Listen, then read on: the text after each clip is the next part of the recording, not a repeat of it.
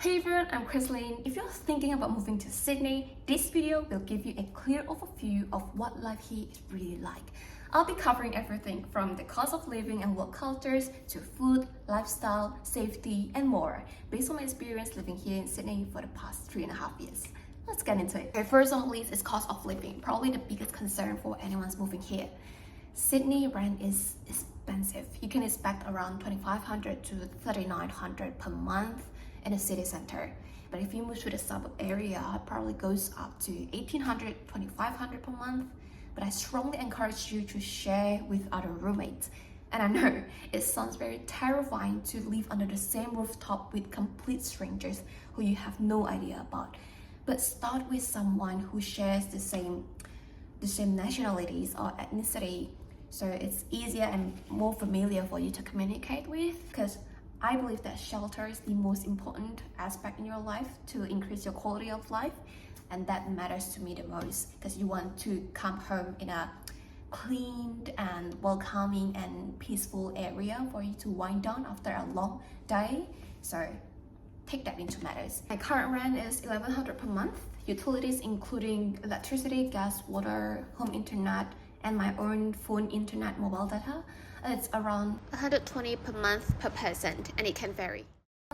Groceries, I cook 1 to 2 times a week. I don't eat as much and I don't cook as much. Mine is $200 to $250 per month.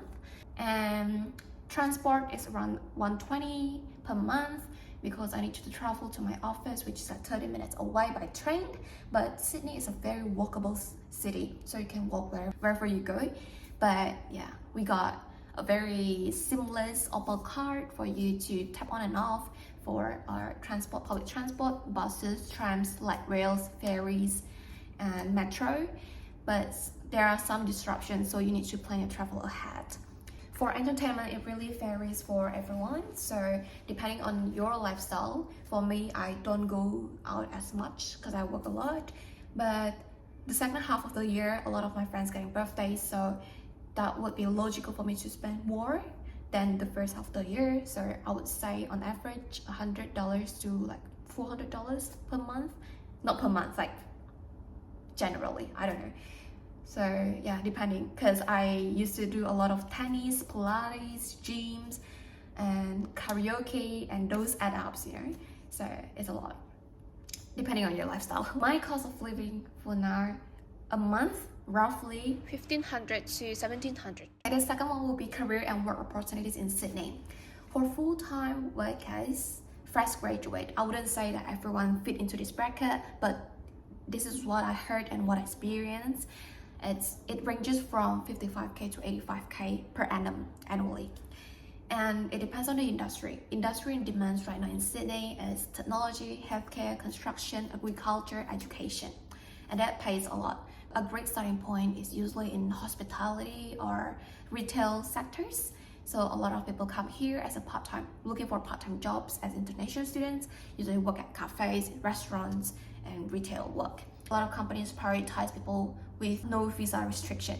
So they prioritize Australian citizens, permanent residents, and then goes down temporary resident, and then student, international student and stuff. Also, they prioritize people with local experiences, like you familiar with the Aussie work cultures, and have you ever worked in the office and stuff like that, the industry.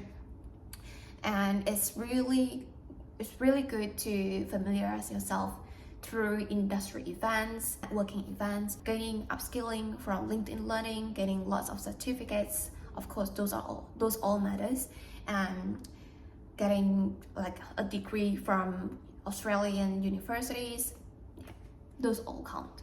Okay, the third one will be food and lifestyle. I love how diverse Sydney is about the cuisines. You can find Thai, Lebanese, Nepalese, Chinese, Korean, Japanese, Vietnamese, and Indonesian, and the list goes on. It's all so great, but the thing is, eating out is very expensive in Sydney. You can expect around $18 at a casual cafe or restaurant. $18 as not including drinks or coffee. The last but not least is safety and community. Sydney is generally a very safe city, I would say. So you can go out anytime, any day without any issues. But just be always be careful and always be aware of your surroundings. Sit next to people who feel safe to you. You can always call, like if in an emergency, you can always call the police and they are very fast response. Here's the thing that you might not hear until you got here yourself. It's the tall poppy syndrome. It's a Australian phenomenon where if you overly talk about your achievements, stand out too much, very ambitious, you might get cut down or criticized, because Australian values more humility, values more teamwork rather than self-promoting or like solo hero. Australian generally is very laid back. The work culture is very laid back. People wear shorts in the office and people go home on time and go to the beach and have beers midday, and it's very laid back. They value work-life balance so much because beaches everywhere, parks everywhere, museums, galleries, pubs, clubs, a lot of places are accessible for them to enjoy life. Overall, Australia is a very relaxed, laid-back, slower-paced country where you get to see everyone's jogging in the morning, in the afternoon, at night. Everyone always in the active wears, Pilates and gyms and tennis, go to the clubs, having beers. So they value a lot work-life balance, romanticized life. And if you like cultures like that, then Australia is good for you. But if you love chasing dreams and growth and you have goals, so that might not be the most suitable option for you. Alrighty, this video has come to an end. I hope you find it useful and helpful. If so, please share to as many people as possible. Who knows, they might need it. And thanks for watching. Good luck on your journey, whatever you choose to do.